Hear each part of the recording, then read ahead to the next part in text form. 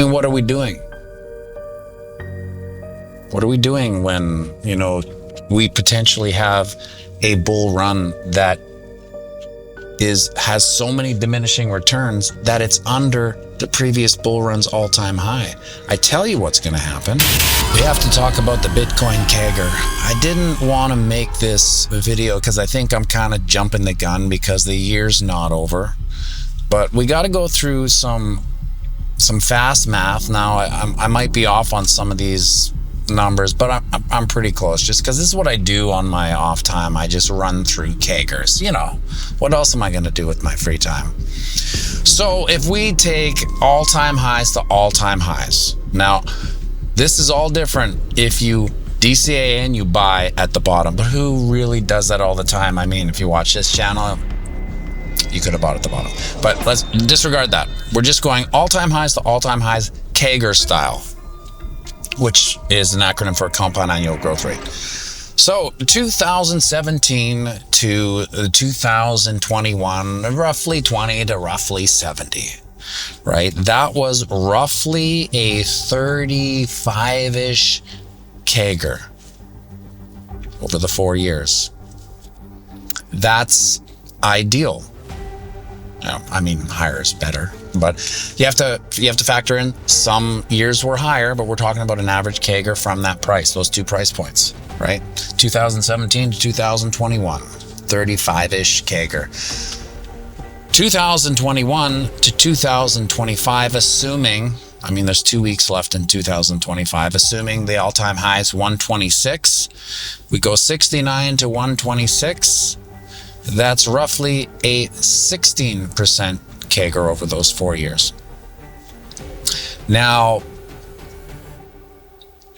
one of the reasons I was so kind of, I don't want to say disappointed, but yeah, I guess it was disappointed, is because I'm all about the CAGR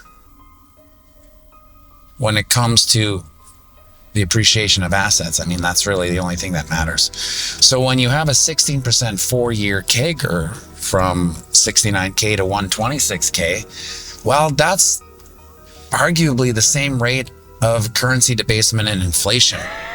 So at that point, you're literally treading water on that asset appreciation. Now, when I said, depending on where you bought, if you bought at 15.5, I mean, you have a whole different return. But I'm just talking the performance of the asset, all-time highs to all-time highs. So now, the difference between the diminishing returns with, obviously, like we were in denial of diminishing returns, so to speak. We thought, well, it's just, you know, these metric points they're so little, how can you really judge anything? But I mean, they're coming in at a diminished return. We're going from 36% CAGR 2017 to 2021. Now we're at a 16% CAGR. So one might assume that the next CAGR would be along the same lines, which is roughly half. 35, 16, 8%. So now if we use that CAGR, that 8% CAGR, which remember is half of what inflation and currency debasement is, that would take us from all-time high 2025 out to 2029 with that diminished CAGR of 8%. That would take us into that 160, kind of this window, 150, 165 for 2029. So think about that. 126 to let's just call it 165. Roughly a $40,000 gain over the 4-year bull market. Now, if you want to be optimistic and bullish and say, although it's never happened before, we have the same CAGR of 2021 to 2025. Let's say we have a 16% CAGR. Well, that would take us over the 200K mark. Not much, though.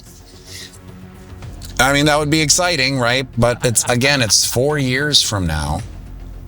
200K, I think it's about 220, something like that. If you want to double check this math, go ahead. I know I'm not on the money on all of it, but I'm pretty close.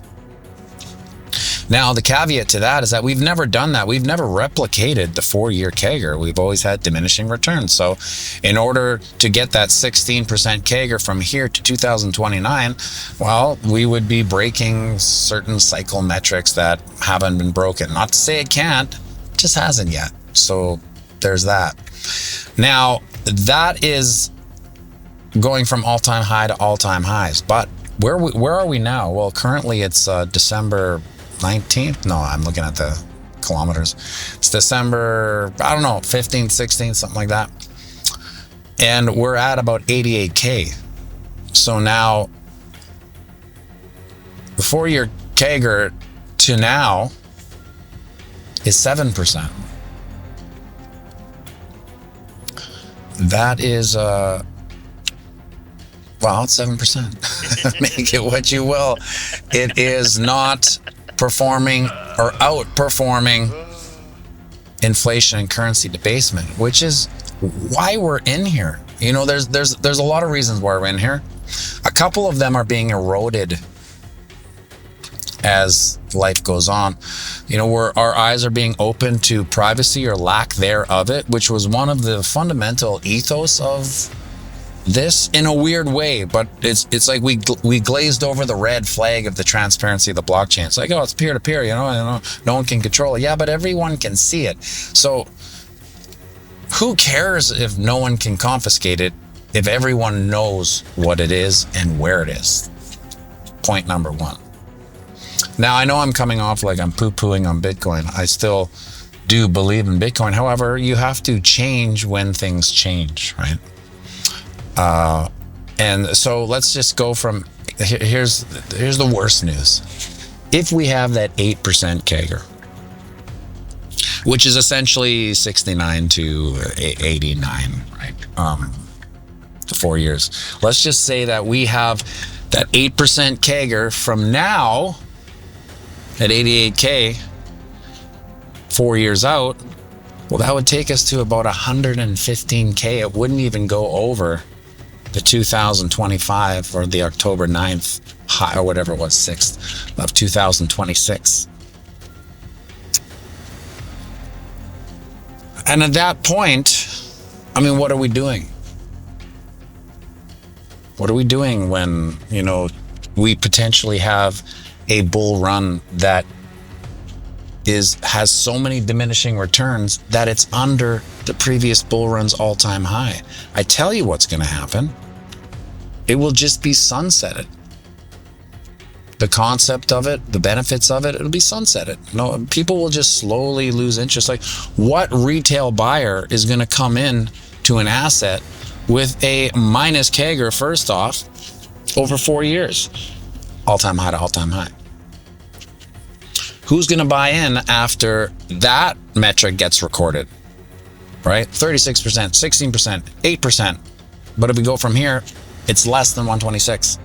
Can you imagine what this environment would be like if at 2029, we don't even see an all-time high from 2025? And now when you just follow the math, when you just follow CAGRs of 8%. Well, let's be realistic. 2017 to 2021, 35% CAGR-ish. 2021 to 2025, 16% CAGR. Well, is there a pattern here, folks? I consider myself a pattern recognitionist and probabilitarian. I would say that the pattern is roughly gets chopped in half every bull run.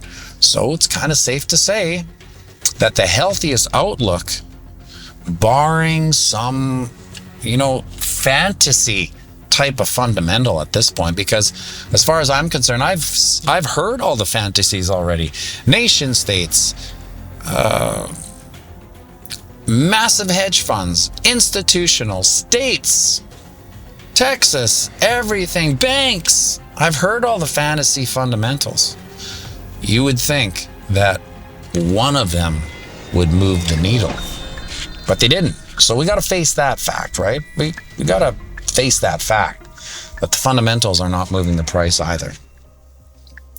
So long story short, what are we doing if 2029 underperforms the bull market? Because it's at a certain point, my friends, with diminishing returns, the idea of the next bull run underperforming the last bull run is inevitable.